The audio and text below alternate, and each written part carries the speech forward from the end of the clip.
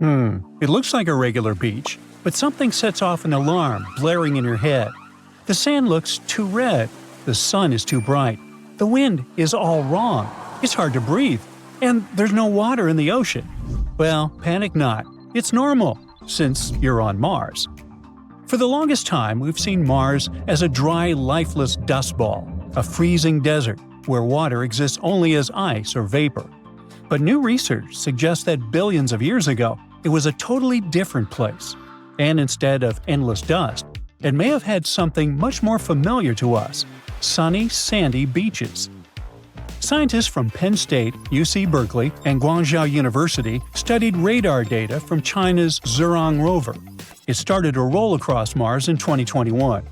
While exploring the surface of the red planet, it found sloping rock formations that looked strikingly similar to the ones found on Earth's coastlines. Those are called foreshore deposits. They form when waves push sand onto a shoreline. But Zhurong wasn't just taking pretty pictures. It also had ground-penetrating radar, a tool that allowed it to scan deep below the Martian surface as it traveled 1.2 miles between May 2021 and May 2022. And it found something pretty wild – layers of sediment sloping down at a 15-degree angle. This pattern is identical to the ones left behind by waves on Earth. And this wasn't from the wind, volcanoes, or anything else. It just looked like a real beach. And that's actually a big deal. Because if there were waves and tides, there must have been a large body of water. That means Mars may have once had just the right conditions for hosting life. Even after 3.5 billion years, the formations are still incredibly similar to beaches on Earth. So there must have been a time when Mars was much more than just a dusty rock in space. After revealing this shocking news, Zhurong's radar scanned 260 feet deep into the ground, discovering sediment layers. They once formed along a path perpendicular to an ancient shoreline, the one that likely existed 4 billion years ago. At the same time, it might not be all that surprising. Back then, Mars wasn't the dry, frozen wasteland we see today. It had a thicker atmosphere, a warmer climate, and plenty of liquid water. And I'm not even talking about some tiny puddle. Beaches don't form without a massive body of water.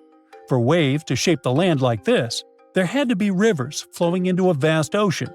Powerful currents had to be moving sand around, and water had to stick around for a long time. This couldn't be just a brief wet spell. It was a period where Mars was hydrologically active for millions of years, potentially being a place where life could have thrived. This discovery gives even more weight to one theory.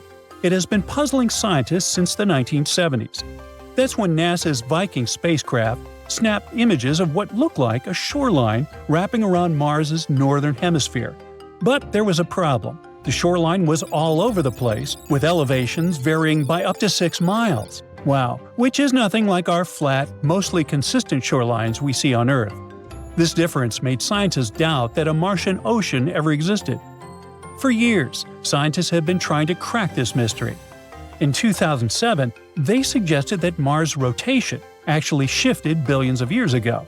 As the planet's massive Tharsis volcanic region grew, the planet's spin axis tilted, warping the surface. It could explain why the shoreline is so uneven today. In other words, what once was a flat and level landscape got distorted over time. Interestingly, Mars has been dropping hints about its watery past for years. Curiosity found ancient ripples in Gale Crater. There were signs of a long-gone lake. Perseverance is currently studying a fossilized river delta in Jezero Crater. Now, with Zhurong's evidence of an ancient ocean, it all comes together. Small lakes? Check. Rivers? Check. A massive ocean covering the northern lowlands? Quite possibly. Zhurong's mission wrapped up in May 2022 after dust blocked its solar panels, but future missions could still explore those ancient shoreline deposits. Scientists might send new missions to drill deeper into the ground to retrieve samples. Or we could use better radar to map Mars' subsurface in more detail. There's a real hope to excavate those areas in the future and find even more clues about Mars' past.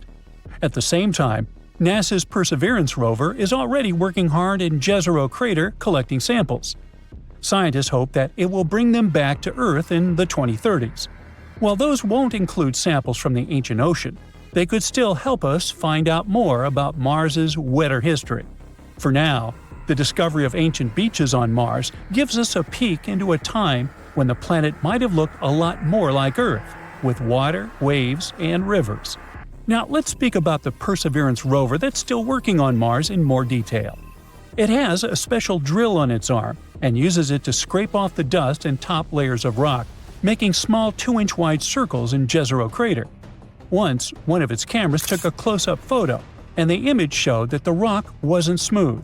It was made of tiny interlocking crystals. The rover used 2 special tools to analyze the rock's chemistry.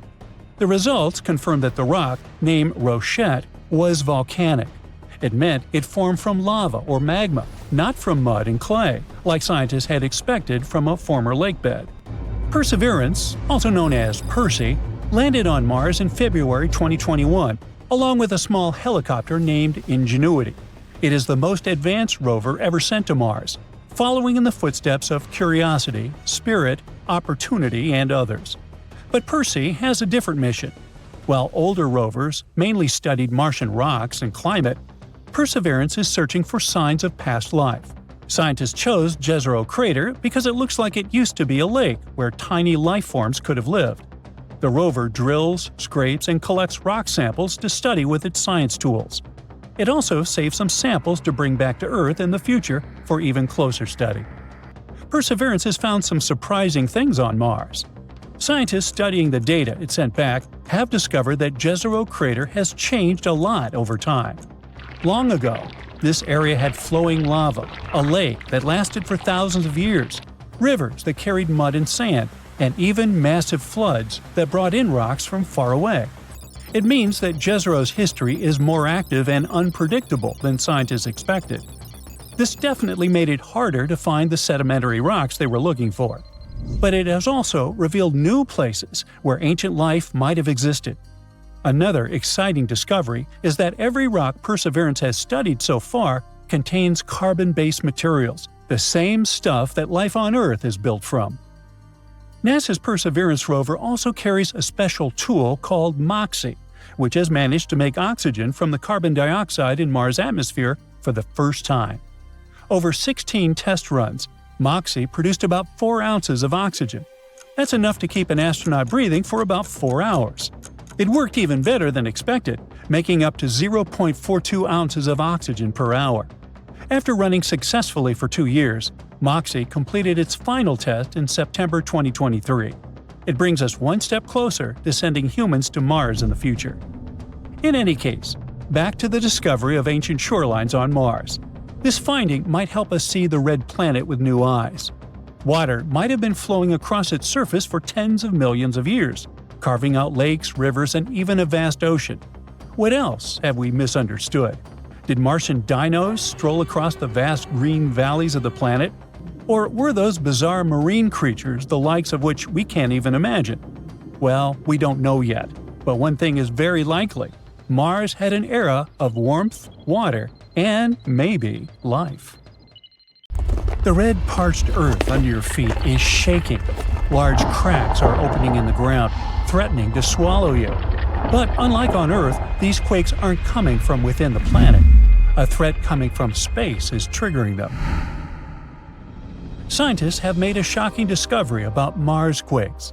By using AI and NASA's InSight data, they found out that some of those tremors are caused by meteorite impacts. It means that Mars gets hit 2.5 times more often than we thought, and new craters are forming all the time. But the scariest part is that these impacts don't just shake the ground. They send powerful shock waves deep into the planet, revealing a hidden seismic highway and an unstable interior, unlike anything we imagined. This changes everything we thought we knew about Mars. So now, the big question is, what else is lurking beneath the surface? But let's follow scientists' train of thought first. They took Marsquake data from NASA's InSight lander and compared it with fresh impact craters spotted by the Mars Reconnaissance Orbiter. That's when they discovered that some impacts create a seismic highway through the mantle instead of being absorbed by the crust. Even though NASA shut down InSight in 2022, its data is still precious. The lander, which placed a seismometer on Mars, recorded over 1,300 Marsquakes, some caused by underground rock cracking under heat and pressure, others, apparently, by meteoroids slamming into the surface of the red planet. By studying how seismic waves move through the crust, mantle, and core, scientists keep piecing together Mars's deep structure. In the past, researchers already linked impact craters with seismic data. But these new studies are the first time when a fresh impact has been connected to quakes detected in Cerberus fossae. That's a highly active region 1,000 miles away from InSight. Scientists have discovered this 71-foot-wide crater much farther from NASA's InSight lander than expected, if we consider the strength of the seismic waves it produced. Mars's crust was thought to absorb most of the energy from impacts, which would limit how far seismic waves could travel. But the analysis of this crater revealed that, instead of getting dampened, the waves took a more direct and deeper path through the planet's mantle. This unexpected finding suggests that Mars has a seismic highway, which allows quakes to spread much farther than previously believed. Now, the InSight team will need to reassess their models of Mars' internal composition and structure. And then, we might better understand how impact-generated seismic signals can reach such depths. Manually sorting through the vast amount of data would have taken years. But luckily, these days, there are new tools, and scientists can go from tens of thousands of images to just a few in a matter of days. So, researchers focused on finding craters within approximately 1,800 miles of InSight's location. Their aim was to identify those that formed while the lander's seismometer was active. By comparing before and after images from the context camera over time, they identified 123 fresh craters to cross-reference with InSight's seismic data. Out of those, 49 craters were potential matches for quakes detected by InSight's seismometer. And after conducting some more analysis, the team decided that the 71-foot Cerberus fossae impact crater was the main finding. This discovery is likely to help scientists differentiate between signals from internal quakes and those caused by meteoroid impacts. Initially, they believed that Cerberus fossae produced a lot of high-frequency seismic signals linked to quakes originating inside Mars. But the new data suggests that some of this activity may have been caused by impacts, not internal processes. Another mystery scientists haven't been able to crack for 50 years is why Mars is split into two very different halves. But thanks to recordings of Marsquakes, they may have finally found the answer. Since the 1970s, researchers have known that Mars has two distinct regions. The northern lowlands cover about two-thirds of the planet's northern hemisphere, and the southern highlands make up the rest. The southern highlands sit about 3 miles higher than the northern lowlands, and the crust, the planet's outer layer, like a shell, is thicker in the south. This strange divide is known as the Martian dichotomy. There are two potential explanations for this imbalance. One theory suggests that an unknown internal process within Mars created the difference. The other claims that a massive collision, probably with a moon-sized space rock or several smaller impacts, once reshaped the planet's surface. But Mars' surface is extremely old. That's why pinpointing exactly what happened has been difficult. But now, a new study, published on December 27, 2024, has used Marsquake data from NASA's InSight lander to figure out whether the cause of this difference lies deep inside the planet. InSight was positioned near the boundary between the northern lowlands and southern highlands. Its mission included recording seismic data from Marsquakes, which travel through the planet's mantle, the rock layer beneath the crust. So scientists compared how these waves moved under both lowlands and highlands. They looked for differences in the planet's deep interior. It turns out that the seismic waves lost energy much faster when traveling through the southern highlands. It means that the mantle beneath this region is significantly hotter than in the north. It's compelling evidence that internal planetary forces, rather than an external impact, caused Mars' unusual split.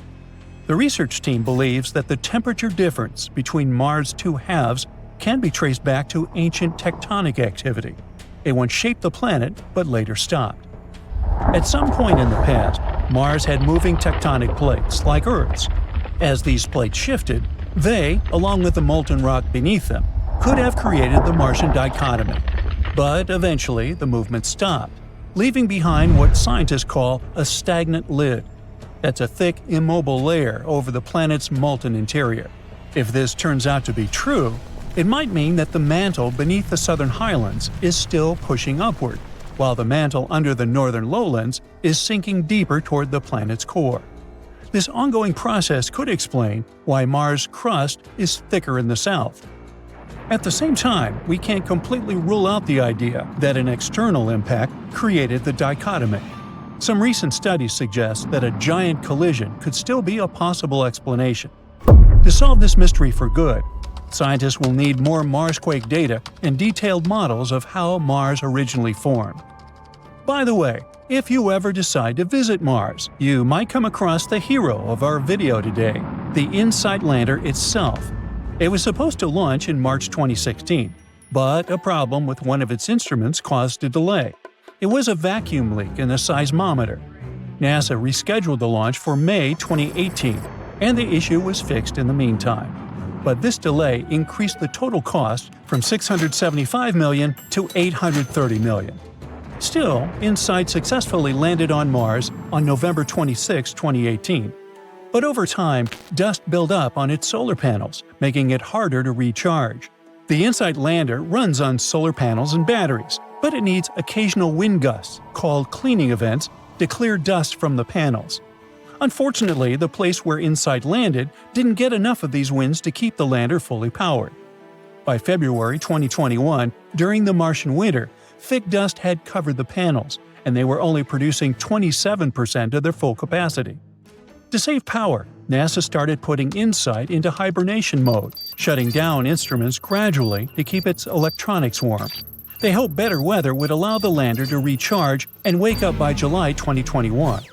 In May 2021, the team found a clever way to restore some power by using the lander's arm to move sand onto the panels, helping the wind clean off some of the dust. But eventually, InSight was only generating 1/10 of the power from the sunlight than it did right upon arrival. In July 2022, NASA put it in low power mode to keep detecting Marsquakes. The lander kept operating until December 2022. On December 20th, NASA announced that InSight had lost contact with Earth on December 15th, and the mission officially ended on December 21st, 2022.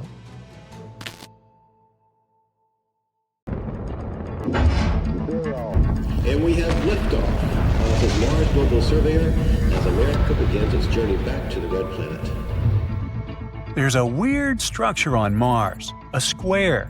A near-perfect square standing alone in the endless red desert. And it looks too perfect, too precise to be anything but artificial. Nature's chaotic, and it rarely makes things look so deliberate. So the internet took one look at it and lost its mind, as the internet tends to do. The image spread like a virus on social media, igniting every conspiracy theory you can think of. Some were convinced it was proof that intelligent life had once tread upon the Martian sands. Well, let's dive in and sort it out. The image is real, and it's really old. The thing, not the picture. NASA's Mars Orbiter camera snapped it in 2001, capturing a tiny slice of Martian terrain, and there sat the square. Now, is that evidence for intelligent life? Well, Mars is an empty world now, a rust-colored desert. But once, long ago, it may have been something else entirely. A planet filled with roaring rivers, vast oceans, and thick clouds rolling across the sky. Now, in a world like that, life, if it ever had a chance, could have taken root. And there's a possibility it did. Scientists think that life could have existed on Mars in a short period from around 4.1 to 3 billion years ago. It could have started during the early era of Martian history, called the Noachian period, and lasted all the way to the late Hesperian period. Meanwhile, here on Earth, the first oceans were just forming. Life on our planet was just beginning, in the form of tiny bacteria in deep-sea hydrothermal vents. While Mars was already fully wet, on Earth, there were no plants or animals, just microscopic life trying to survive. So Mars took the lead in the life game. It had a much thicker atmosphere, which could have trapped enough heat to keep water liquid. Valley networks, huge traces across the red landscape, show us the incredible story of rainfall, rivers, and lakes. Huge asteroids were still hitting Mars at the time, and they could have brought organic molecules with them. But if that's true, what happened and where did life go? A recent NASA study suggests that the answer is more complicated than we thought. Astronomers believe that something drastic happened to Mars, like boom, and its cozy climate was gone, its atmosphere thinned. Without a strong magnetic field like Earth's to protect it, solar radiation stripped away the air, leaving Mars cold and dry. The ocean simply evaporated. Some of the water escaped into space while the rest froze underground or became locked in polar ice caps. Today, all that remains is a ghostly memory, dry channels and salty mineral deposits. But it looks like the transition wasn't sudden at all. It was slow and gradual. The planet was changing from wet and warm to cold and dry over millions of years. In fact, Mars kept its ocean even after the temperatures dropped to freezing. Some parts of Mars, especially the northern lowlands, might have remained wet for many, many centuries. Shouldn't the water freeze when it gets below 32 degrees Fahrenheit? Well, yeah. But there are many reasons why this miracle happened, like Mars's thick atmosphere and warm water traveling through currents. And during that time we mentioned before, from Noachian to the late Hesperian, life could have found a way. Microbes on Earth thrive in some of the harshest places, beneath Antarctic ice, in deep sea vents, in toxic volcanic lakes. Hey, life doesn't care. So these times in Martian history would be amazing for it. But don't be mistaken, Mars was never a paradise. Even during its cozy times, it wasn't as lush and green as we might imagine. In its early days, Mars was something more extreme, something closer to the young Earth. During the Noachian period, it was warm yet wet. Then, the climate shifted into the Hesperian period. Oceans were stretching across the northern lowlands. Temperatures dropped, and snow piled high, forming massive glaciers in the south, transforming the planet into an icy world. Finding microscopic life at that time is possible, but an intelligent civilization? That's less likely. The square that went viral isn't evidence for intelligent life yet, and here's why. First things first, people freak out because nature doesn't make straight lines. But that's not really true. Actually, nature does it all the time. For example, here on Earth, we have the Giant's Causeway in Northern Ireland, a beautiful field of hexagonal basalt columns. These are completely natural. They're formed by volcanic activity. There's also the Devil's Tower in Wyoming. Hey, remember it from the Close Encounters movie in the 80s? That's a symmetrical rock formation, and it was created by erosion. However, if we looked at these things from space, they'd look artificial. So, what is the square? How about a fracture pattern in the rock or some terrain that's broken apart along straight lines due to stress? This happens on Earth all the time when rock expands and contracts over time. And on Mars, the surface is just constantly battered by meteors, winds, and extreme temperature shifts. No wonder rock would get stressed. What happens here is another case of pareidolia. It's our brain's favorite thing, to spot patterns in something random. Hey, we evolved like this. So sometimes we might look at natural objects and see insane stuff. Faces on trees, animals in clouds, shapes, and so on. Besides, NASA has been photographing Mars for decades. We have high-resolution images of craters, mountains, valleys, riverbeds, everything. Wouldn't an ancient civilization leave us, well, something better than some square-like rock? Even though things erode over time, we'd find more signs, roads, foundations, artifacts, ruins, or at least something.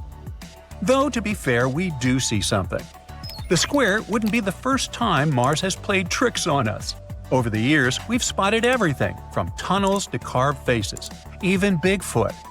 Or this doorway, for example, a perfectly cut rectangular opening. That's what people saw when NASA's Curiosity rover sent back an image of the East Cliffs on Mount Sharp. It's almost like an ancient passage leading deep into the surface, You just need to go in and find some fantastic underground base. Well, NASA decided to take a closer look at it. It turns out it's just 12 inches tall and 16 inches wide, the size of a dog door. That's because what we're looking at isn't a doorway, but an open fracture, a break in the rock that happens naturally over time. These kinds of cracks are extremely common, both on Earth and on Mars.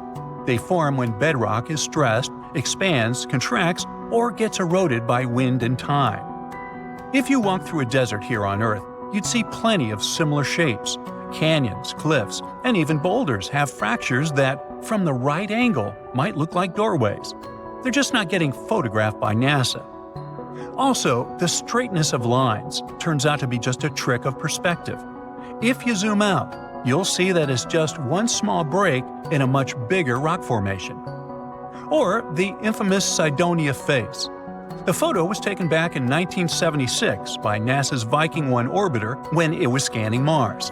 In the region known as Cydonia, it captured what looked like a massive humanoid face, a rocky formation about 1.2 miles long. And this one face inspired books, documentaries, movies, and podcasts. But when NASA's Viking orbiters first took pictures of Cydonia, the cameras weren't super advanced. The image of the face had a low resolution and made the details fuzzy. NASA's later missions had far better cameras, and when Mars Global Surveyor revisited Cydonia in 2001, the truth was undeniable. The face was just a hill, a lumpy rock formation with ridges and depressions carved by wind and erosion. And in 2006, during another mission, a colored image with insanely high detail was made. No traces of face left there whatsoever. That's another pareidolia trick for you. Now, Mars has plenty of secrets left to uncover, but they will be related to its fascinating history, not some secret ancient civilization. The conclusion is, don't trust everything you see online. Sometimes a mysterious rock is just a rock. What a nice cosmic family. Meet Mars. I bet you've met him before. These two little guys are Phobos and Deimos, Mars's small moons. But it seems like Mars isn't treating the little ones the right way. Phobos and Deimos are believed to be captured asteroids. However, Phobos is gradually moving closer to Mars due to gravity, and it is predicted that it will eventually be destroyed by the planet's gravity within the next 35 million years. I won't be around then. So, I imagine this will result in a ring of debris around Mars, similar to Saturn's rings. However, this process is a natural phenomenon and not an act of destruction by Mars. Apparently, Phobos is getting ripped apart by the crazy gravitational forces of the red planet. But wait, there's more! Phobos has these crazy parallel grooves all over its surface. We used to think that they were from an asteroid crash, but now scientists think they're actually from Mars's intense gravity pulling the moon apart. Talk about a rough ride! Scientists have this wild idea that when a little guy like Phobos gets too close to a big guy like Mars, it starts to stretch out towards it. They call it the tidal force. Phobos is predicted to get stretched out so much that it'll actually break apart. Crazy, right? And the debris from the moon will form a tiny ring around Mars, just like Saturn's rings. Now, some people thought that Phobos' tiger stripes were caused by tidal forces before, but that theory got shut down because the moon is just too darn fluffy. But now, these genius researchers ran some computer simulations and found out that maybe there's a hard shell underneath all that fluff that could create grooves on the surface. But don't worry. At the rate Phobos is going, it's going to crash into Mars in about 40 million years. But if tidal forces are already tearing it apart, it might not even last that long. However, we'll still have the chance to learn more about Phobos. NASA just picked 10 rock star researchers from all over the U.S. to join the science working team for JAXA's Martian Moons Exploration, or just MMX mission. As NASA-supported participating scientists, they'll be helping JAXA explore the two Martian moons, Phobos and Deimos. And get this, they're even planning to land on Phobos and grab a surface sample. The mission is set to launch in 2024, and we'll get our hands on that sample in 2029.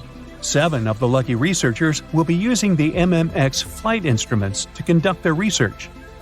Phobos is a real oddball. It's only 17 miles wide and orbits Mars at a distance of 3,728 miles, to be precise.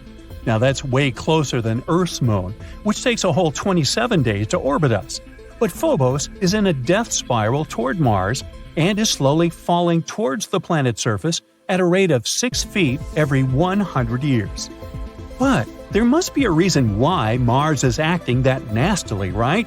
What if it's all just because of plain vengeance? Well, okay, picture this.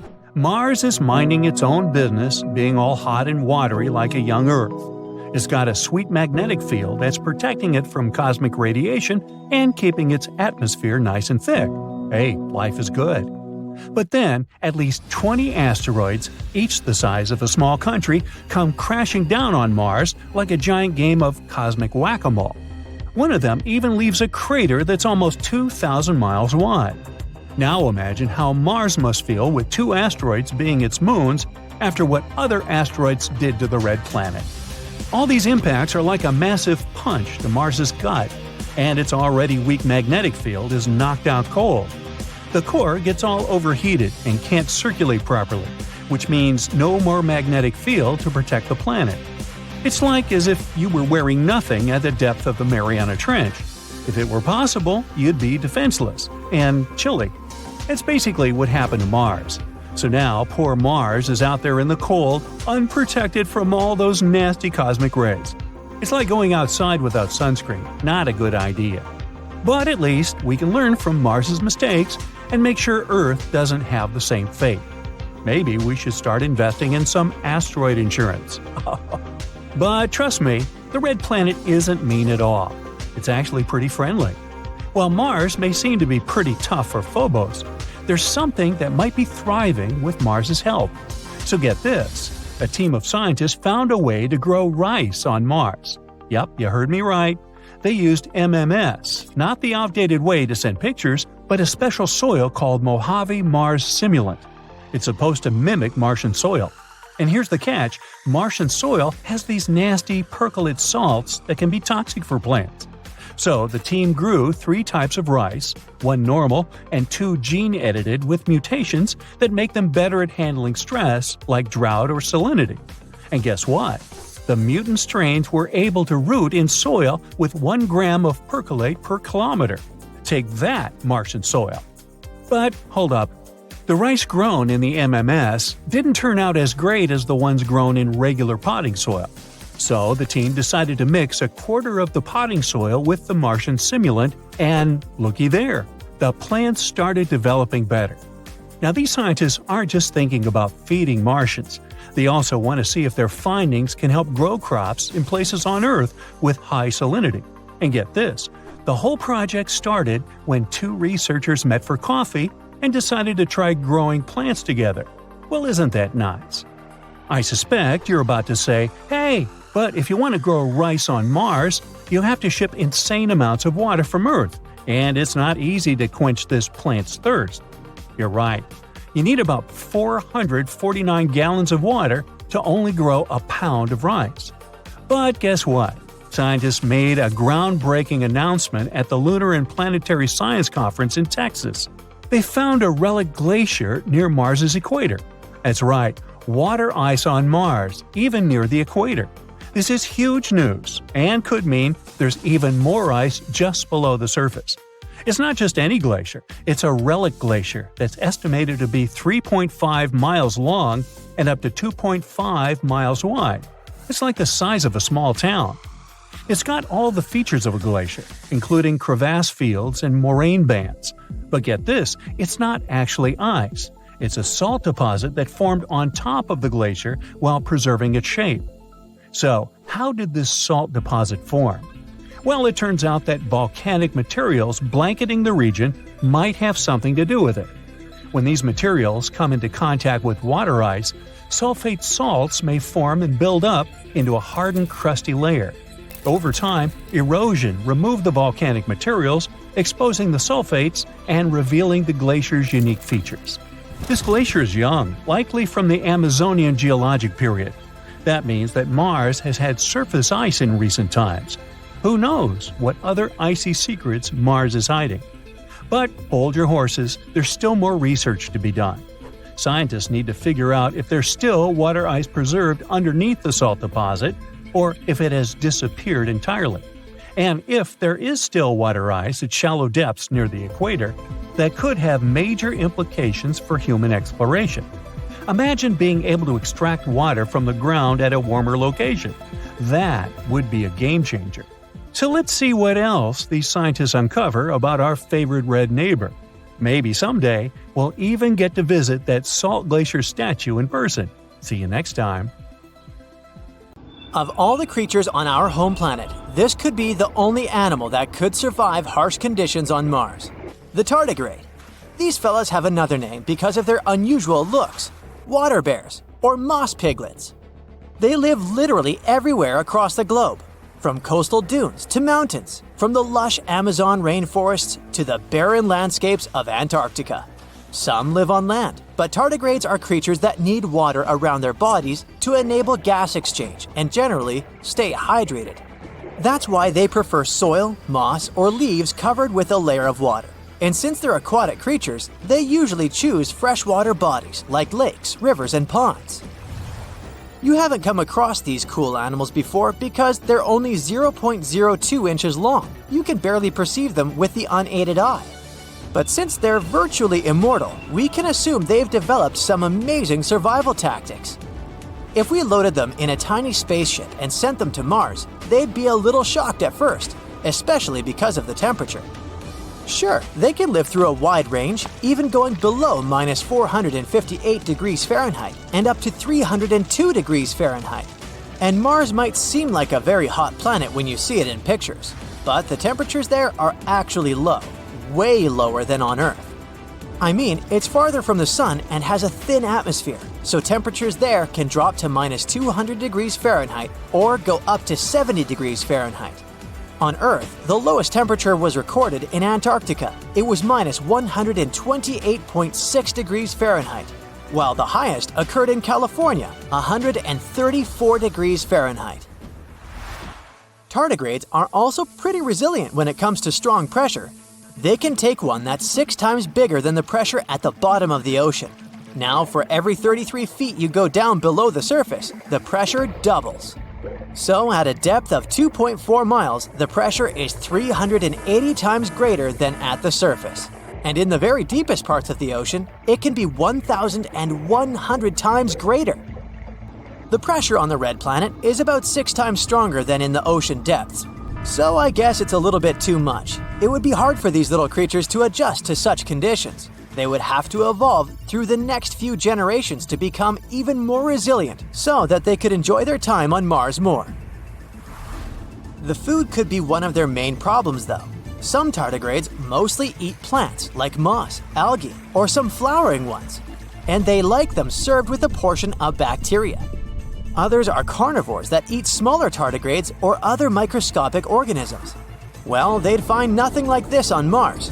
So I guess we'd have to fill their tiny spaceships with lots of stashes of food they would be able to pull inside their tubular mouths. Now we're getting to the really tricky part: water. The red planet is a dry and dusty desert today. But come on, look at all those riverbanks and dried up deltas. Water must have flowed on its surface a long time ago. It's hard to understand where it all went, but it's highly possible most of the ancient water ended up trapped within minerals on the planet's crust. Some older research suggested that most of this water had escaped into space when the sun's radiation had ruined the atmosphere of Mars. But a new study has shown that only a little bit of water escaped, while most of it is still there, hidden and waiting for us to discover it.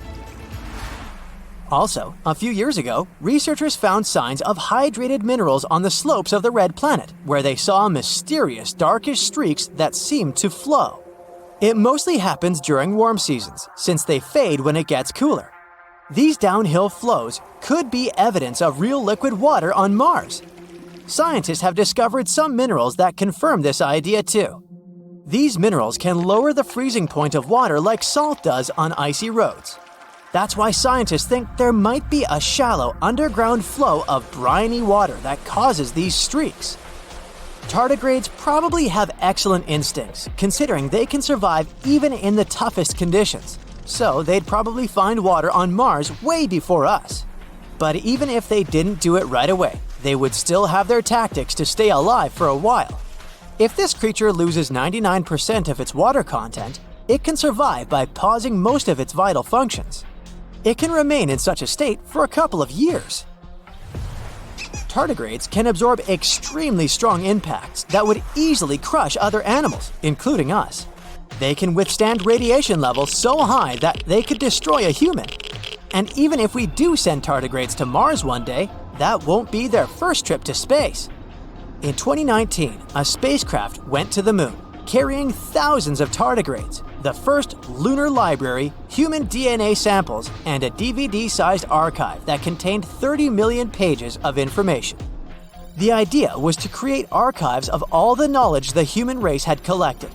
But seconds before the spacecraft had to land, the mission control lost contact with it, and it crashed into the surface of the moon. The team was wondering what was going to happen with the spacecraft's cargo. After lots of discussion and analysis, they assumed that the library had survived, and even crazier, perhaps tardigrades had too. They were in this dehydrated kind of dormant state, so they shriveled up into tiny balls. They lowered their metabolism and expelled most of the water from their bodies, waiting for a better environment where they could be their best selves once again. These creatures can stay like this for decades and survive extremely harsh conditions. And this wasn't the first organized tour to space for tardigrades. In 2007, a team of scientists sent a group of these tiny water bears to orbit our home planet on the outside of a rocket for 10 days. They did pretty well, considering that when the rocket got back to Earth, 68% of these creatures were alive. Scientists don't put all their hopes only on these water bears. They keep testing if there are some other life forms that could survive on the red planet. They did an experiment called Biomex on the International Space Station. They took tiny organisms such as algae, bacteria, and other similar creatures and kept exposing them to really tough conditions in space for 18 months. This means things like huge changes in temperature, extreme radiation, and vacuum. The amazing part is that many of these tiny life forms survived these harsh conditions and came back to Earth as true space heroes.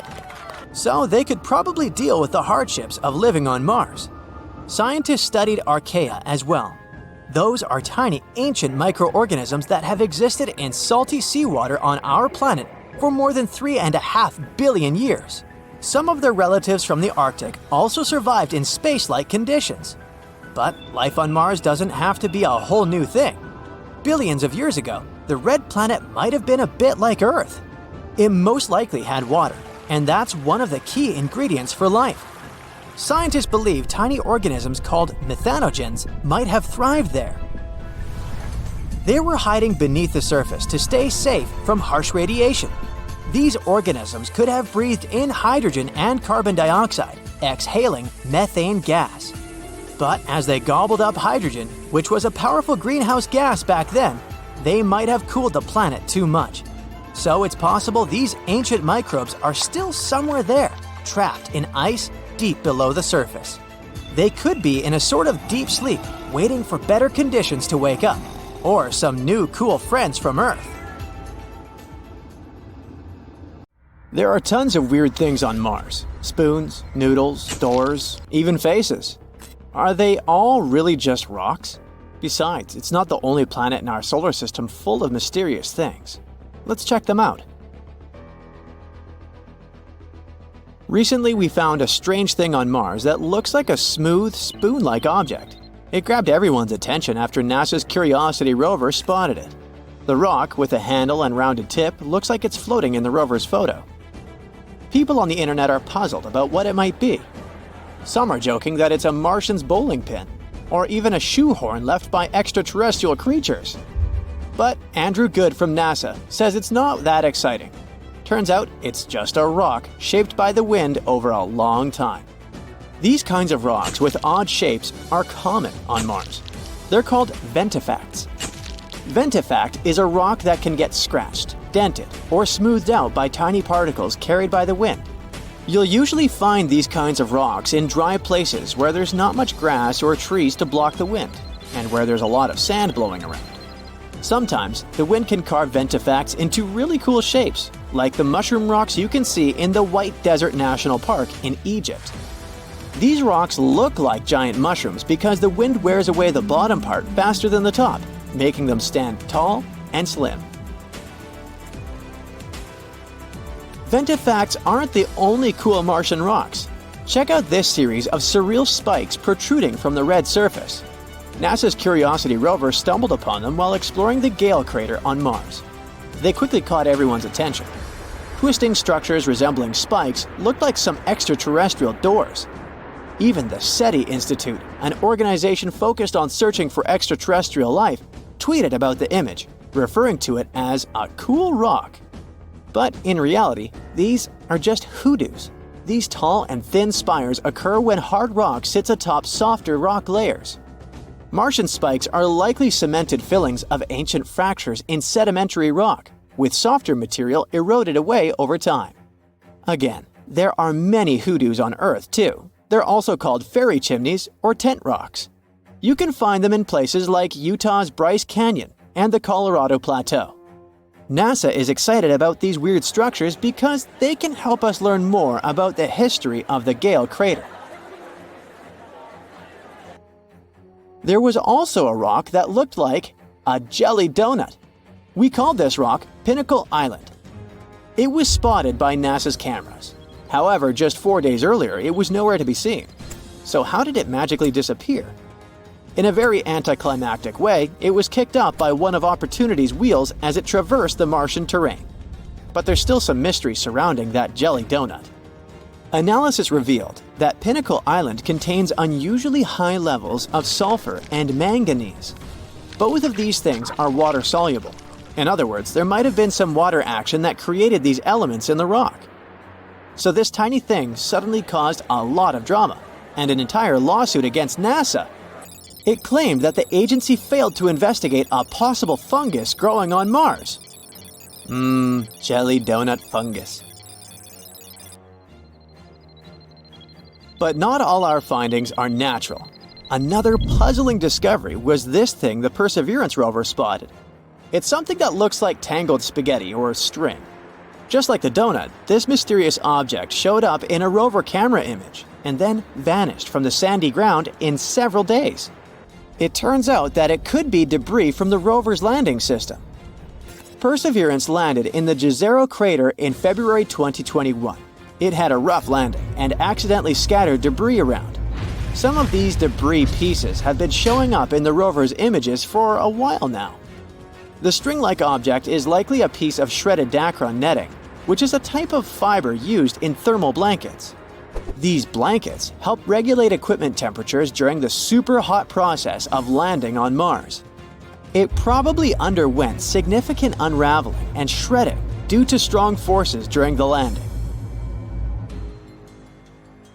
Thermal blankets lost a bunch of stuff back then. For example, this shiny foil piece spotted in June. The rover found it on a rock. What's remarkable is how far some of the debris has traveled. The rover landed about 1.2 miles away from where it's currently exploring. It's probably because the crash threw the debris into the air, and the Martian winds carried it over such a distance. Mars is known for its strong winds, which can move lightweight objects.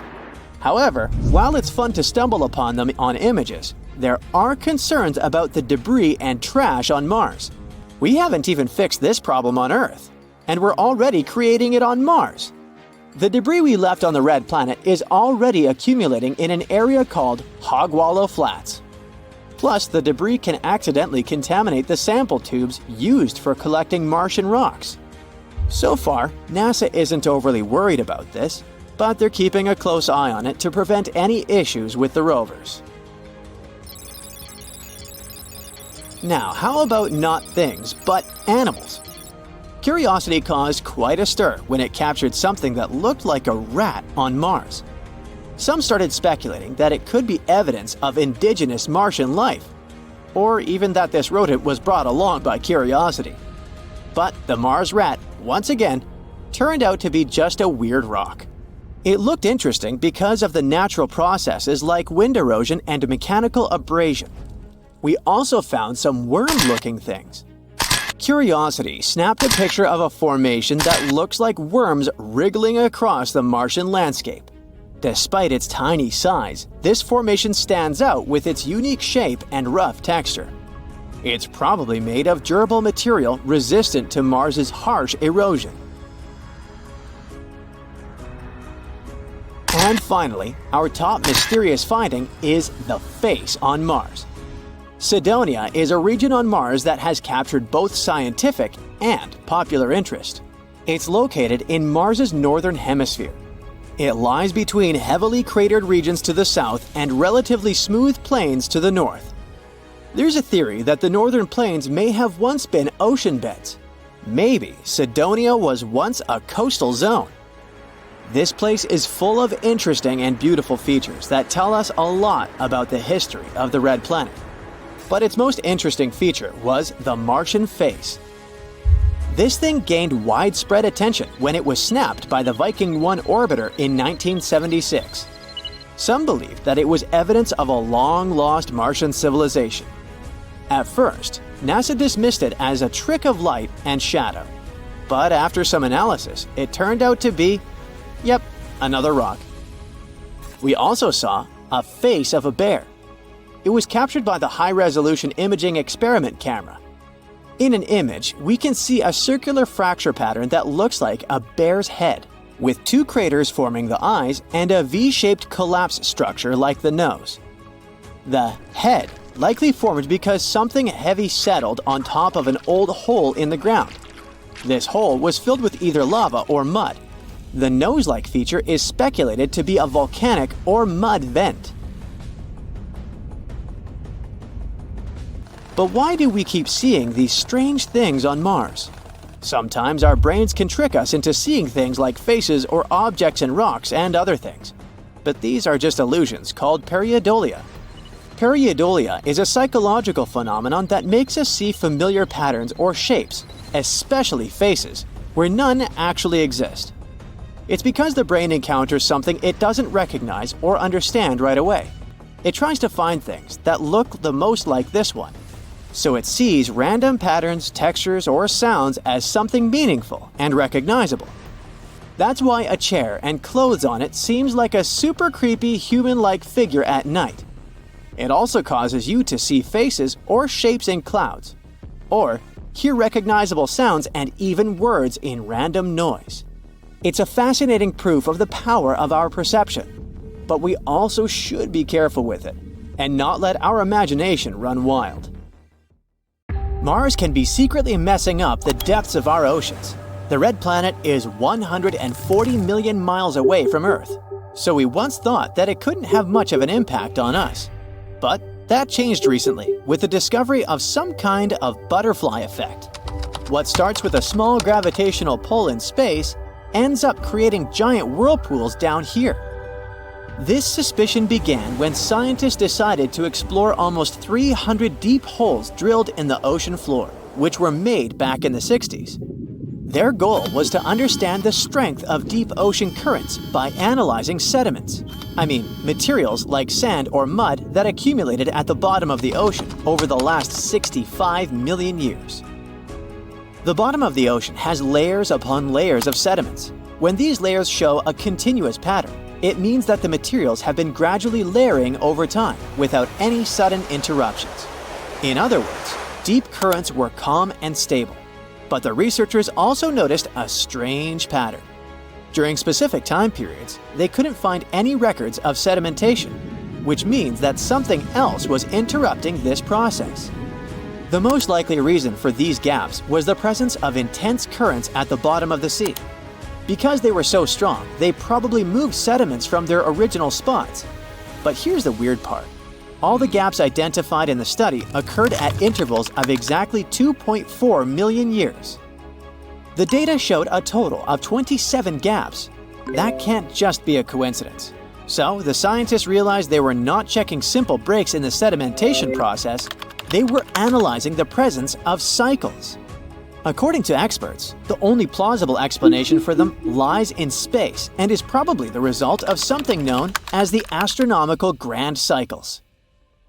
To understand this process, we first need to mention the Milankovitch cycles. They're named after the Serbian scientist who suggested a century ago that changes in the way Earth moves around the Sun and tilts on its axis can affect Earth's long-term climate. The thing is, the movements of Earth can be affected by many things, including other planets. Normally, our planet's orbit around the Sun isn't a perfect circle, but it's pretty close. However, from time to time, this path is directly affected by the gravitational pull of Jupiter and Saturn. So it's kind of like these two giant planets can pull our orbit, causing it to become more elliptical. Variations like this can affect the amount and distribution of sunlight, changing the climate here on Earth. According to the Milankovitch theory, Earth's climate patterns change in cycles of 405,000 years, 100,000 years, 41,000 years, and 23,000 years. And the theory is that these cycles might trigger the beginning and the end of glaciation periods, also known as ice ages. His theories were actually confirmed in the 70s by scientists who were also looking for evidence of these cycles in ocean floor sediments. Recent calculations have shown that besides the Milankovitch cycles, there are climate changes that follow much slower rhythms. They don't change every tens of thousands of years. Nope. We're talking about periods that stretch out over millions of years. And this is exactly what the astronomical grand cycles that I mentioned earlier are about. We know about such events basically because of evidence based on mathematics and computer modeling. But it is really hard to find any geological proof of the existence of these million-year astrological cycles, or any clue of how they affect Earth. That is, until now. Turns out, what scientists found at the bottom of the ocean could be just the proof we needed. And that's because the 2.4 million period lines up exactly with records of interactions between Earth and Mars. As the two planets chart their orbital paths, their gravitational fields interact in a process known as resonance. Yep, exactly like what happens with Jupiter and Saturn. From time to time, the gravitational forces of the red planet pull our orbit a bit closer to the Sun. And just like the shorter Milankovitch cycles, this grand cycle also affects our climate. In this case, by increasing the solar radiation that reaches Earth, making our planet warmer. To be honest, experts believe that this amount of extra solar radiation that Mars can somehow give us is not that big of a deal. I mean, it's not going to make our planet so hot that it will make us feel like we're stepping onto the Sun. But this slight difference in climate can be enough to change some behaviors on Earth, such as ocean currents. Warmer climates tend to produce more frequent major storms, and that often produces sediment-stirring eddies, also described as giant whirlpools, which can reach the seafloor at the deepest parts of the ocean, known as the abyss. Finding those gaps in the deep ocean sediment record is really impressive because it's probably the strongest evidence we have of the astronomical grand cycles. As I mentioned at the beginning of the video, it's all like the butterfly effect. Every 2.4 million years, Mars's gravitational pull shifts Earth's path around the Sun, causing our climate to warm up. And when the planet is warmer, it can lead to the formation of large whirlpools, which end up turning the deep ocean waters upside down. And there's one more thing. The cycles found in the research also line up with already known periods of warmer climate throughout world history, like the famous Paleocene-Eocene thermal maximum. This event took place around 56 million years ago, when Earth was warmed by about 14 degrees Fahrenheit. Loads of theories have popped up trying to figure this out, like a glitch in Earth's orbit or maybe the passage of a comet. But with this new study, it looks like Mars could also be involved in this event. These new findings are pretty convincing and exciting, sure, but scientists still need to do more work to link these possible cycles of climate change with deep-sea currents. I mean, they did a good job of finding an explanation for the sediment gaps, but so far, it's just a suggestion. Their success is really important for the whole scientific community, though. After all, Knowing when exactly these astronomical grand cycles happen and how they affect Earth can help us a lot, especially to differentiate when climate change happens due to a natural event and when it occurs due to human intervention. Studying these whirlpools can also provide scientists with crucial insight into how climate change affects ocean circulation. So, another reason why this finding is so crucial has to do with the potential collapse of the Atlantic meridional overturning circulation. In short, this is a system of ocean currents that circulates water within the Atlantic Ocean, being responsible for bringing warm water north and cold water south. This is what brings warmth to different parts of the globe and also carries nutrients necessary to sustain ocean life. However, there are some fears that this system might stop or become too slow anytime soon. If that happens, oxygen-rich surface waters would no longer mix with deeper waters. But the good thing is that this possible link between Mars and Earth gives a positive take on this situation by suggesting that in a warmer world, more intense deep ocean currents may prevent our seas from stagnating. But again, it's just a suggestion. The evidence is still thin. Some skeptical experts like to point out that although eddies have indeed become more active over the past few decades, satellite observations have shown that their currents aren't always able to reach the seafloor and maintain an effective water circulation. For now, all we know is that it's hard to say who is right. Only the following studies will tell. Recently, scientists have made an astounding discovery that can change the entire course of Mars exploration. Apparently, there are oceans of liquid water on the red planet, so the future looks bright. We could use this water to support future missions and then even relocate to Mars since we wouldn't need to worry about where to get this precious liquid, right? Well, there's one big problem. These oceans of liquid water are in Mars, so deep inside that we aren't likely to get there. At least that's what a new analysis of seismic data collected by the Mars Insight lander claims. Huge reserves of liquid water seem to be the best explanation for some seismic quirks of the red planet. So all this precious water is out of our reach. But we need to find it to solve the puzzle of the aquatic history of our blushing, dusty neighbor. And the first thing we need to do is identify where the water is and how much of it the planet is hiding. Navigation has confirmed that the parachute has deployed and we are seeing significant deceleration. Now, our rovers are scurrying about on the surface of the red planet, gathering all the available data on the planet's surface geology. And it's getting increasingly obvious that Mars was once covered with water. Many factors, from Martian terrains to ancient dry lake beds and deltas, suggest that there was a time when the planet was quite soppy. These days, there's still some water on and right below the surface of Mars, but it's in the form of ice and nowhere near what Mars had in the ancient past. To understand how much of it could have been on the red planet billions of years ago, we must know where all this water went. There are two spots where the water could have gone: into space or toward the interior of Mars. Then it could have been isolated as either liquid reservoirs or ice deposits. Currently, we don't have any way of measuring how much water once leaked away. But now, we finally can find out more about the gooey center of the red planet. All thanks to the Mars Insight lander.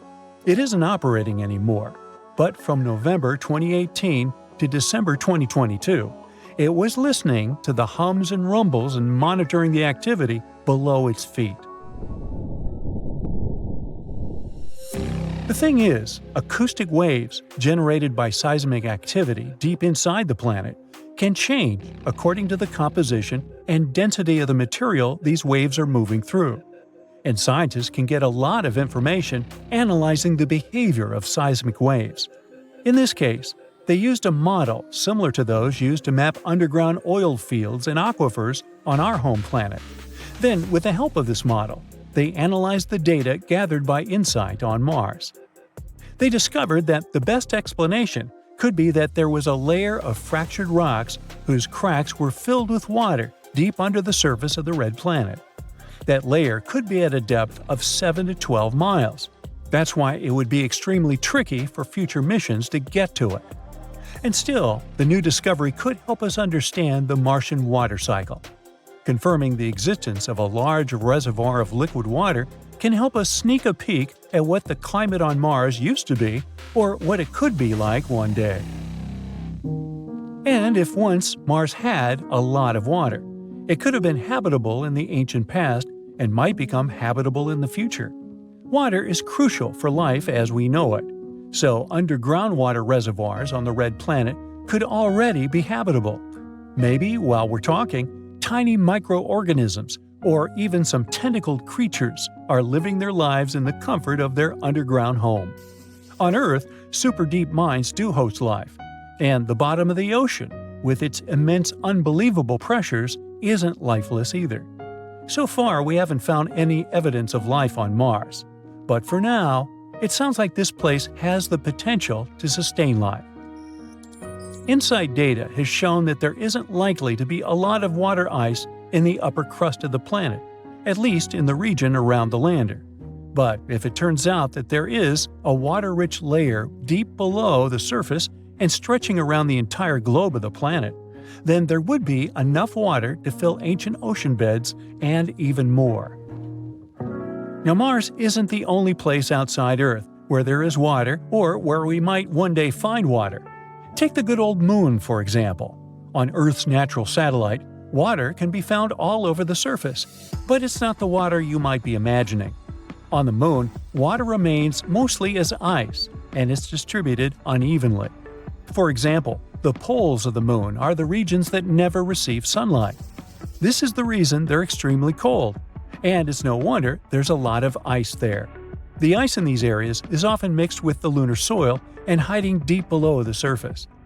Then there's Enceladus, the sixth largest moon of Saturn. In reality, it's not that large, just 314 miles across. In other words, this moon is small enough to fit inside Arizona. Ooh, we should try that. Well, interestingly, when the Cassini space probe first arrived at Saturn, researchers were expecting Enceladus to be a frozen ball of ice. But what they saw was plumes of icy particles and water vapor erupting from geysers on the moon's surface. It was clear that there was a massive ocean between the moon's rocky core and its icy shell. Then there's Jupiter's moon Europa. Scientists think that this world is one of the most promising places in the solar system when it comes to searching for new life forms. That's because Europa has a huge saltwater ocean as deep as 40 to 100 miles. And even though it's under a layer of ice that is likely to be 10 to 20 miles thick, it's still potentially habitable. Astronomers believe that plumes of water might erupt from cracks in the ice shell and release the contents of the moon's ocean into space. The temperature, pressure, and chemistry are very different on Europa, and astronomers aren't sure yet how the ice behaves there. That's the main reason they haven't figured out yet how deep or large the water reservoirs on Europa are and how long they need to refreeze. But out of all the places where we could find water in the universe, the most bizarre is probably open space. In 2011, two teams of astronomers discovered a cloud of water floating freely among stars. It was the largest and farthest reservoir of water ever detected. So this massive cloud of water vapor surrounds a black hole, but not just any black hole. This one's a quasar, located 12 billion light-years from Earth. The conditions around this quasar must be really special to create such an enormous amount of water. This cloud contains 140 trillion times the volume of all the water on Earth. That's enough to give every person on the planet a whole planet's worth of water 20,000 times over. Sounds wild, doesn't it? But there's something even cooler. Astronomers think this water cloud formed just 1.6 billion years after the universe began. This discovery is yet another sign that water has been around all over the universe, even in its early days. But here's the kicker. Until they found this, scientists had never detected water vapor so far back in time. Sure, there's water in our Milky Way galaxy, but most of it's frozen solid in ice. This discovery really pushes the boundaries of what we know about water in the universe. When we think of Mars, we often imagine a barren wasteland, a place devoid of life and color. Just a big, lonely, rusty rock hurtling through space. For a long time, scientists believed that Mars was indeed a red planet. You see, Mars has a special talent. When it's far away from us, it appears as a tiny twinkling red dot in the night sky, like a glowing ember in a sea of stars. But as it gets closer to Earth, it becomes more visible, so its reddish hue becomes more apparent. This phenomenon has captured the imaginations of people throughout history, leading to countless speculations and myths about the nature of Mars. Astronomers, of course, noticed it too. They believed that the color was due to vast deserts covered in iron oxide or rust. That's why we started calling Mars the Red Planet. When the space age started, NASA and other space agencies started sending missions to Mars. Early orbiter images also showed Mars with a reddish hue. This idea was further popularized by countless movies, books, and TV shows. They all showed us this dramatic picture of Mars as a desolate, harsh world with nothing but endless deserts and towering red cliffs. However, as technology advanced, we started sending orbiters, landers, and rovers on Mars. Spirit, Opportunity, and Curiosity, and many others. They all are our interplanetary detectives. Orbiters as Mars' all-seeing eyes in the sky. These spacecraft orbit around Mars and capture stunning images from high above. Like a cosmic paparazzi, they try to reveal all Mars' hidden secrets. But orbiters can only reveal so much. That's where landers and rovers come in. Mars ground explorers. These robotic adventurers hang around on Martian highways and byways. They try their best to study Martian rocks, soils, and atmosphere. And thanks to them, we finally found out the truth. Turns out, Mars is a world of contrasts and a rich palette. Imagine standing on the surface of Mars. Instead of a sea of monotonous red sands, you'll be greeted by a breathtaking tapestry of colors. As you look around, you might see sand dunes that resemble a scrumptious butterscotch dessert, with their warm caramel hues stretching across the landscape. You come across valleys and plains that glisten with a golden glow, as if Mars has hidden nuggets of precious metal just beneath its surface, waiting to be discovered by intrepid space prospectors. Moving on, you stumble upon areas with a brown and tan color palette that resembles a Martian safari, with shades reminiscent of the African savanna. All that's missing is some unique Martian wildlife. And in some regions, you might even catch a glimpse of a slight greenish hue that adds a touch of mystery to the landscape. These green colors indicate the presence of minerals on the planet. All these colors reveal Mars's exciting geologic history. They're the results of various minerals and chemical compounds. There are things such as olivine, sulfates, and clays that create this visual feast for the eyes. And, by the way, our idea of Mars as a boring desert is also a myth. Actually, its landscapes are shaped by ancient river channels, volcanoes, impact craters, and shifting sands. However, there's also some unpleasant addition to all these beauties. The thing is, humans have already managed to leave their mark on Mars, even though we haven't even visited it yet. Yep, we've already turned the Red Planet into a celestial landfill. But to be honest, it was inevitable. Imagine rovers and landers zipping across Mars, conducting scientific experiments. Of course, they would leave behind a trail of debris. Discarded spacecraft parts, deflated airbags, and other leftovers. Now the planet isn't really barren, is it?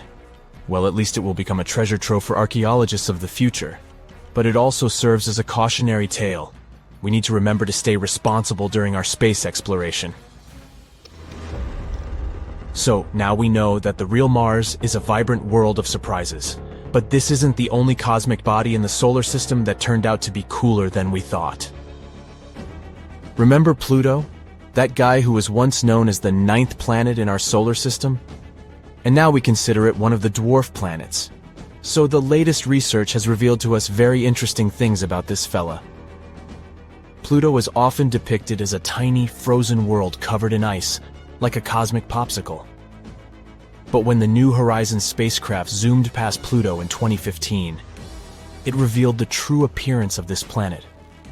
From a distance, Pluto appears to be a mix of reddish-brown and charcoal black, like it's wearing a stylish outfit for a formal cosmic event. But as you get closer, you'd start to notice a breathtaking array of colors. Imagine standing on a frozen plain that glistens like a diamond, with patches of crimson red that look like they were painted by a Martian artist with a flair for drama. Nearby, you might spot patches of charcoal black, giving the landscape a moody and mysterious vibe. As you continue your exploration, you might come across regions that are a stunning blend of orange, yellow, and white. And if that wasn't enough, you might also encounter icy mountains that shimmer with a hint of blue, creating an otherworldly glow that would leave you awestruck. Also, it turns out Pluto isn't just a simple frozen ball, but a dynamic world with beautiful mountains. Pluto's tallest mountain is called the Tenzing Montes, and it's about 20,000 feet tall, almost as big as Everest. It's like Pluto wanted to show off and prove it's not just a runt in the planetary neighborhood. The dwarf planet's surface is also dotted with vast icy plains that are as smooth as a skating rink. It's like Pluto is inviting us to strap on our ice skates and glide across its frozen surface. But the real kicker was when New Horizons discovered that Pluto has a heart-shaped region on its surface made of icy plains called Tomball Regio. Who knew this little planetary oddball could have so much love? Or let's take Saturn's moon Titan, for example. What we used to imagine about Titan was just the tip of the iceberg. This guy has also revealed itself to be a celestial wonderland. In the past, we thought Titan might be a barren and desolate moon, perhaps covered in a monotonous layer of rock and ice. But boy, were we wrong. Titan has turned out to be one of the most intriguing and diverse bodies in our solar system.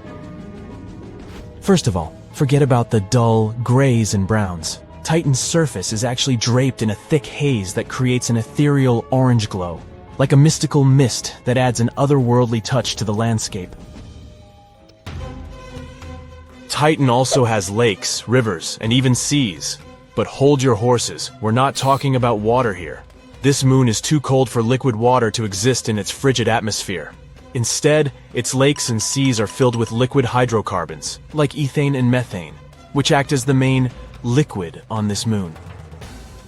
Imagine standing on the shores of a lake, looking out at the liquid methane gently lapping against the rocky coastline, with a hazy orange sky above.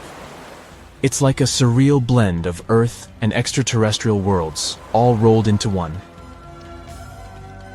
And finally, Jupiter, the largest planet in our solar system. It has often been depicted as a vibrant orange planet with swirling red and brown bands. However, in reality, Jupiter's atmosphere isn't orange. It's rather dominated by shades of red, orange, brown, and white. NASA's Juno mission has provided us with stunning images of this planet. In these photos, we can see cloud patterns, massive storms, and a complex system of belts on Jupiter. Turns out, it's more breathtaking and diverse than we had imagined. So there you have it, space explorers. Seems like our imaginations can be way off when it comes to the breathtaking beauty and diversity of the cosmos. So the next time you gaze up at the night sky and imagine what those distant worlds might look like, remember that reality can be even more astonishing than our wildest dreams. Something is happening on the red planet! Scientists believed that they knew nearly everything about its atmosphere, but a NASA rover has discovered something unexpected. There's more oxygen on Mars than they thought, and it behaves in weird ways. In the spring and summer, oxygen levels go up even more, and no one knows why. Now, you might think that when there's oxygen in an atmosphere, it's mostly because there's life somewhere around, like trees on Earth that produce oxygen through photosynthesis. But on Mars, it's not that simple. Non-living processes can also create oxygen, so we can't surely say that its presence means there's life on Mars. Mars has long been one of the main candidates when it comes to looking for signs of extraterrestrial life.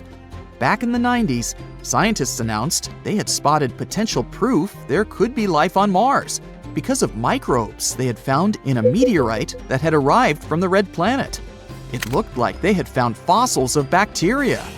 They actually stumbled upon tiny crystals of magnetite in the meteorite, which they believed could only have been produced by living organisms. It was such a mind-boggling discovery. People were excited, but many were also skeptical. It didn't prove there really was life on the red planet. Maybe there was life there a long time ago. The meteorite is thought to have originally formed on Mars billions of years ago, and to have landed on Earth thousands of years ago. Skeptics soon started to pick apart the evidence and eventually found some things that didn't make sense. For example, these magnetite crystals. No one could be sure how they formed. Why do they have to be bacteria? Some research has shown they could be the result of shock waves. Recently, the Perseverance rover has collected a couple of new rock samples from the Jezero crater on Mars. The theory says that about 3 billion years ago, before the red planet lost most of its atmosphere and basically just dried out, there was a big lake with a river flowing from it in that area. Whoa, what a great environment for life! Perseverance studied mud samples it had found on the bottom of the evaporated saltwater lake. Scientists were amazed to see a record number of sulfate molecules, something we usually find in mollusk shells on our home planet. Such organisms evolved a couple of 100 million years ago, but maybe there was a time when some of their space ancestors lived in water bodies on Mars. Mars has weaker gravity than Earth, which means these weird species could have got really big there, way bigger than their Earth cousins. Gravity plays a significant role when it comes to limiting the size of organisms. Bigger organisms need more energy to move against gravitational forces, but the creatures that may have lived there long ago are just a mix of hypothesis and our imagination, something that's still really hard to prove. Meet the Curiosity rover, another robot NASA is using to explore Mars. Curiosity has been in charge of measuring the composition of the atmosphere of the red planet for many years now. The rover has discovered that it mostly consists of carbon dioxide and a little bit of nitrogen and argon. The atmosphere of Mars has only 0.1% of oxygen, since, as far as we know at the moment, Mars doesn't have plants that could produce enough oxygen. But Curiosity has also discovered anomalies no one can really explain. It's found out that there are spikes in oxygen levels in the Gale crater during the Martian spring and summer. Every year, oxygen levels go up and down in unpredictable patterns there. What's even more interesting is that the oxygen spike is similar to a seasonal spike in methane, which is a gas we often associate with life on Earth. No wonder scientists are scratching their heads and wondering if there's a connection between the two gases, and if they both come from the same source on the Martian surface. Is there something big that breathes there? Come on, we'll be happy even with some small space worms in the soil. There's a type of salt called perchlorates in the Martian soil. Some scientists believe perchlorates might be responsible for the strange spikes in oxygen levels. But like with most things we know about space, it's just a theory. Also, scientists think that perchlorates breaking down in the Martian soil release oxygen too slowly to cause and explain the sudden increase in oxygen levels. One of the suspects is hydrogen peroxide, which is like water's unstable cousin. Hydrogen peroxide forms when sunlight breaks up carbon dioxide and water vapor in the Martian atmosphere. It can seep into the soil and stick to particles underground, which means it forms some kind of oxygen storage tank.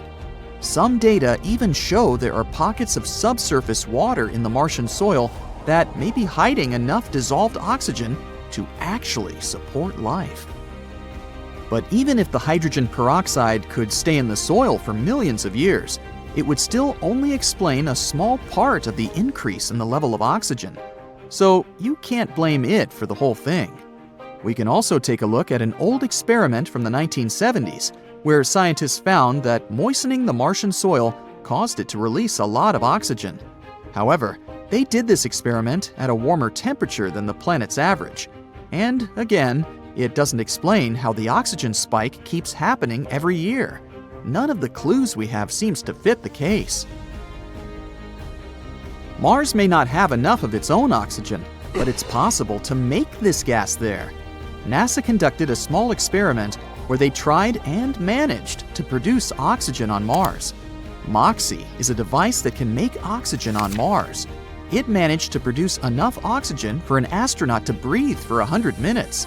This awesome device worked in pretty tough conditions, at night or during the day, at extreme temperatures, and during the crazy dust storms the red planet is known for.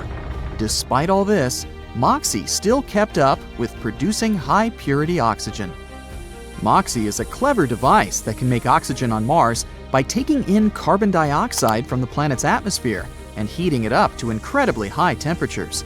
This allows the device to pull oxygen atoms from the carbon dioxide and produce breathable oxygen gas.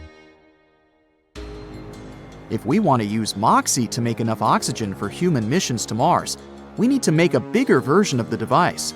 But if we make it bigger, we might have trouble keeping it at the right temperature and making sure it heats up evenly without breaking. The ultimate goal would be to create an oxygen device that could continuously support a human mission for about 400 days. With a bigger version of MOXIE, we'd have enough oxygen to support crew members and even propel a return rocket to our home planet.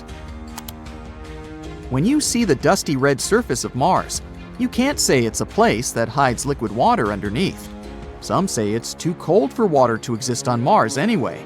But there are stories that there could be a hidden world of liquid water, just like subglacial lakes in Antarctica. And to find out more, we might have to drill down about a mile beneath the surface. Unfortunately, it's not going to happen anytime soon. But in the meantime, scientists have been using a spacecraft called Mars Express to study radar reflections around the southern pole of Mars. The reflections seem to indicate there could be liquid water, and the planet's interior might be keeping it warm. But some claim it might just be rock. We hope there are underground lakes on Mars because it would be a perfect spot to look for life. After all, scientists have found bacteria living in subglacial lakes on Earth. But we don't know for sure how deep they are, or if they're just small veins of water in the ice. Only time and more exploration will tell.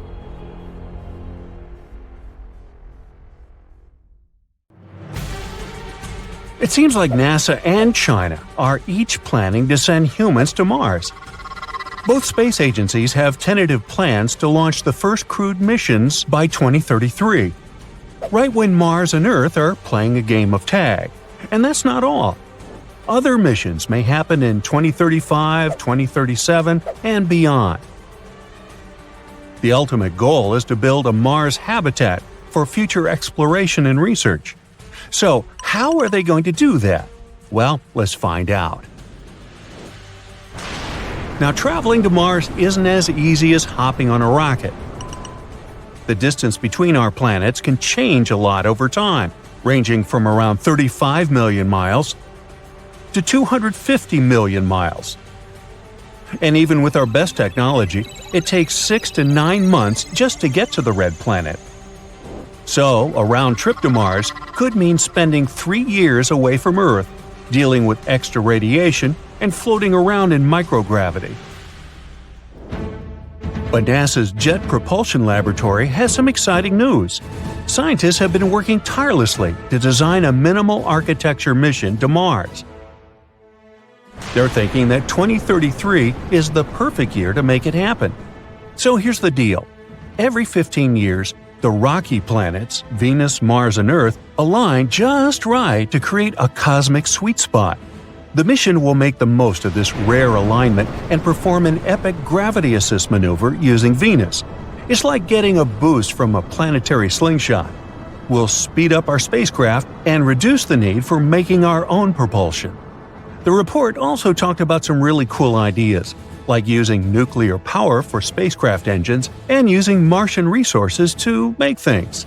These technologies could make space travel faster, protect astronauts from radiation, and make it easier to live in space. They might even let us make resources and fuel right on Mars. So, this is how the plan goes down. First, we'll launch a spacecraft towards Mars. It'll spend around 30 days in high orbit, exploring and gathering valuable data. Then it's going to head back to Earth, also swinging by Venus for a quick visit. So this whole adventure will last approximately 570 days, which is just 1.6 years. And a shorter adventure means less exposure to radiation. Now keep in mind, this mission will focus on orbiting Mars rather than landing on its surface. It's just a stepping stone, paving the way for future landing missions. Just like Apollo 8 mission orbited the Moon before Apollo 11's historic landing. Landing on Mars by 2033 might be a bit too ambitious due to funding constraints, but who knows? If all goes smoothly, it could become a reality. Now for the coolest part. We don't need fancy new technologies or vehicles for all this. We'll make use of existing ones that are already in production or being studied for the Artemis Moon program. Now let's break down our Mars mission vehicle, a big puzzle of many parts. And guess what? It was put together by a community of space enthusiasts back in 2017. That's right, it wasn't the scientists who produced it first. But now, this isn't just some fantastic idea anymore. Most of these things are already becoming a reality, being made or planned by NASA. So let's take a look at this concept. First, we have the Orion spacecraft. This is the spaceship that will take the crew to the orbit around Earth and bring them safely back home. It's like a super fancy space taxi, and it might be the most powerful taxi to ever exist. It's combined with 3 powerful propulsion stages, and we're also using a special fuel that doesn't need to be ultra-cold like in the movies. Next, there's the Earth departure stage. This is an important part of the mission. It helps us make a powerful thrust that sends us on our way to Mars. Then, we have Mars transit habitat. This is where the crew will live and hang out during their journey to Mars. Like a cozy space house with all the things they need to be comfortable. And finally, the Mars orbit insertion stage. When we reach Mars, this awesome thing will help us slow down and enter its orbit smoothly. It's our maneuvering expert. Even the Mars transit habitat is being developed and might even be tested in a few years. That means we're on track to have the whole thing ready for our amazing Mars mission by 2033. In other words, it's all about working with what we've got and making it happen. Now, let's talk about the plan's timeline. Mid-2028, the action begins. First, we'll need to do a couple of test flights. We'll send 2 stages ahead of time to make sure we can come back to Earth safely. These stages will join together like 2 spaceships becoming best buddies. They'll orbit the red planet and then come home. To do all that, we'll use powerful rockets and 13 commercial launches. It's going to be a huge space party. Late 2032. After all that, we launched the fully assembled Mars mission vehicle to high Earth orbit. So far, this is an empty vehicle that awaits astronauts. If all is good, then it'll be ready for the final check. March 2033. Time for our brave crew and their Orion spacecraft to join the party. We launch them and they dock with the Mars mission vehicle in Earth's orbit. They'll make sure the whole lot is just right before we head to Mars. Flexibility is important, so we can adjust our plans if needed. April 2033. Everyone's ready for the adventure. We perform a powerful burn, like a big push that sends us on our way to Mars. The crew will travel for about 200 days. November 2033. Finally, the crew reaches the red planet. Once they're in Mars orbit, they'll spend about 30 days exploring and doing awesome space stuff. Mars will be our playground. When it's time to return home, they'll say goodbye to the stage that helped them get into Mars orbit. Then their vehicle will meet up with the 2 stages we sent ahead. Remember these space buddies? And after that, it will take us about 340 days for the crew to come back to Earth. This is where we'll use the gravity of Venus to slingshot around the Sun. To keep the equipment and crew at the right temperature, We'll have a sunshade that will protect us from the sun's heat since we'll be really close to it. In the end, Orion will re-enter Earth's atmosphere and splash down in the water. What a heroic ending! And this would be just the beginning. Our awesome team has another plan for the bravest adventurers out there. It's called the Conjunction-class long-stay mission. It launches in April 2033 and lasts a long time – 950 days. That's more than 2.5 years, with 550 days spent in Mars orbit.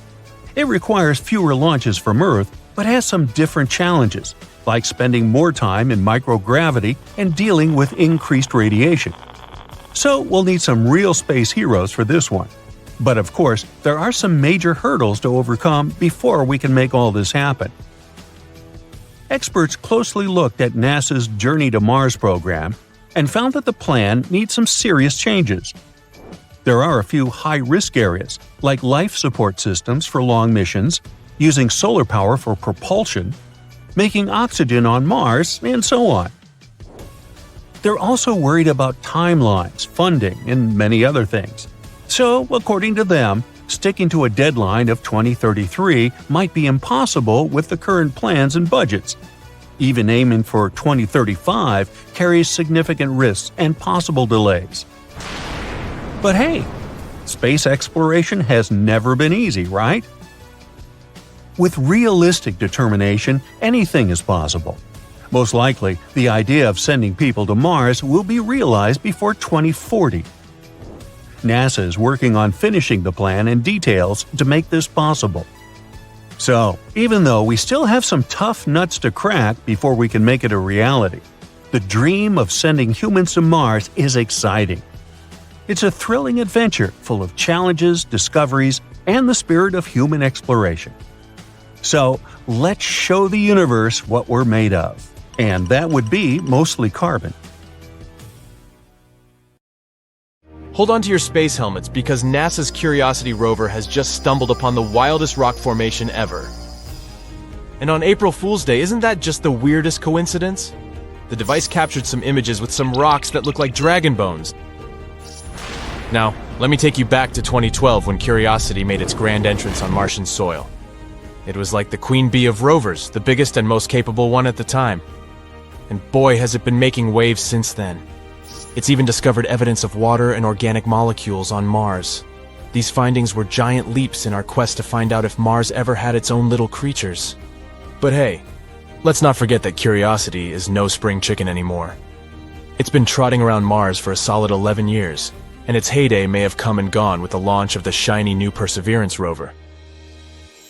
Nevertheless, Curiosity still manages to capture our imagination with its knack for spotting familiar-looking rocks.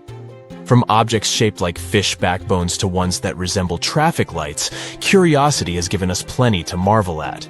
But now the internet is exploding with excitement over the jaw-dropping images from Curiosity's masked camera. People are going bonkers over what can only be described as dragon bones. One astrobiologist acknowledged we've seen our fair share of weird-looking objects on Mars. But this one exceeded all expectations. The current theory is that these unique ripples on the structure were formed after a whole lot of erosion, probably caused by the Martian winds. Now, you might be thinking, okay, cool, but what's the big deal about a funky rock? Well, for starters, it's a reminder of just how much we still have to uncover about our mysterious red neighbor. While we're gazing over potential dragon bones and daydreaming about interplanetary adventures, Curiosity has its serious hat on. Its main mission is to gather as much data as possible and figure out if Mars was ever a cozy home for teeny-tiny microbial life forms. It isn't the first time our trusty Curiosity rover has stumbled upon something truly out of this world. Our robotic explorer buddy has also given us a peek at a teeny-tiny rock on the red planet. It bears an uncanny resemblance to a fossilized book. Can you imagine stumbling upon a Martian library? On the 3,800th Martian day of its mission, our adventurous rover captured an intriguing snapshot of this unusual discovery. Using its nifty Mars-hand lens imager attached to its robotic arm, Curiosity snapped a pic of this rock that looks like it's been plucked straight from a librarian's wildest dreams. Before you get too carried away with fantasies of outer space reading materials, let's clarify the dimensions of this rock. While it may resemble a book, it's pint-sized in comparison. In fact, it's only a mere 1 inch across. So don't go expecting the next Martian bestseller to hit the shelves anytime soon. It's more of a pocket-sized edition, perfect for a quick read during interplanetary commutes. Now, before you get too excited about this discovery, do know that NASA officials commented that peculiarly shaped rocks are pretty common on Mars. Also, billions of years of relentless Martian winds have swept away everything except these uniquely shaped remnants.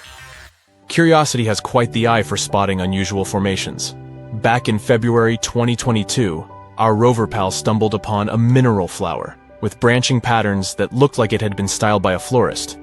It measured a petite 0.4 inch in width, and just a few weeks later, on February 16th, Curiosity managed to capture some rocky evidence of ancient lakes, featuring teeny ripples and waves frozen in time. If you thought Mars was just a desolate red wasteland, think again. Scientists have even discovered larger-scale shapes etched into the Martian surface by ancient water.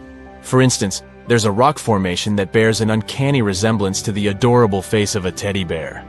Who knew Mars had a cuddly side? And to top it off, there's another rock that looks like the spitting image of the frizzy-haired cartoon character. But Curiosity isn't just about oddities and peculiarities. Remember that time on February 2nd when the rover unveiled the first clear images of sun rays on Mars?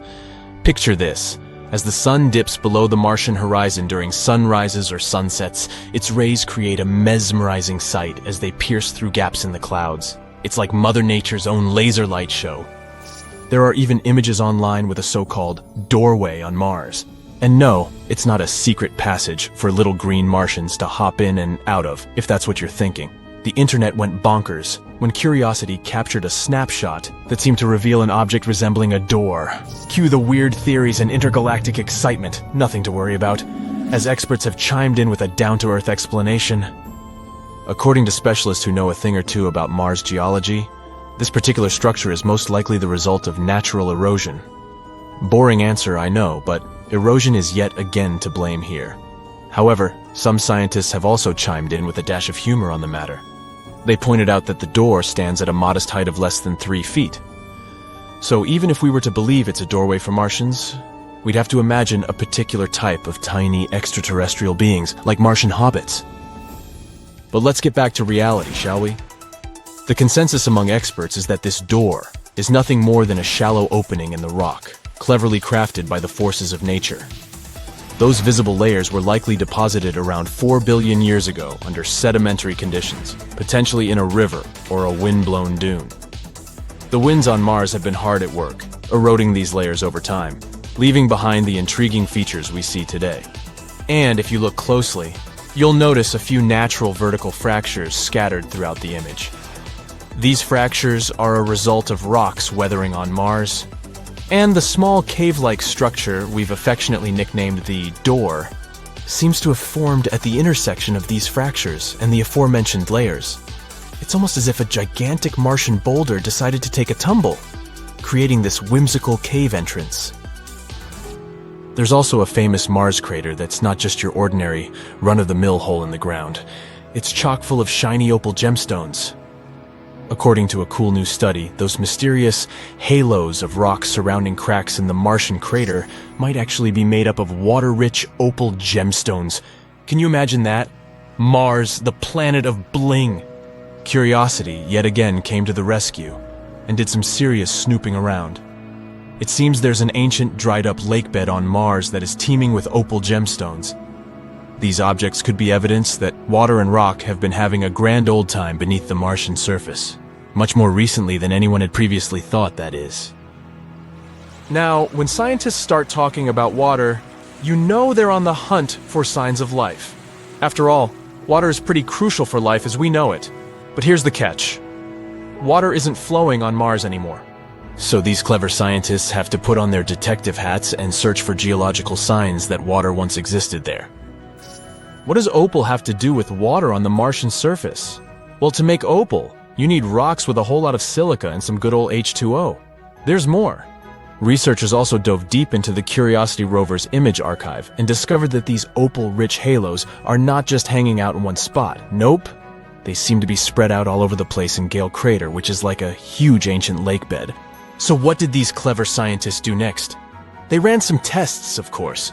Using Curiosity's fancy instruments, they confirmed that these light-colored halos do, in fact, contain opal. All this data and those cool fracture halo pictures from earlier in the mission led the researchers to a mind-boggling conclusion. Water must have been hanging out all over Gale Crater for a long time after the ancient lake dried up. This means that life might have existed on Mars and for a bit longer than we'd been guessing. Who knows, maybe even into Mars's modern geological period, which, get this, started a whopping 2.9 billion years ago.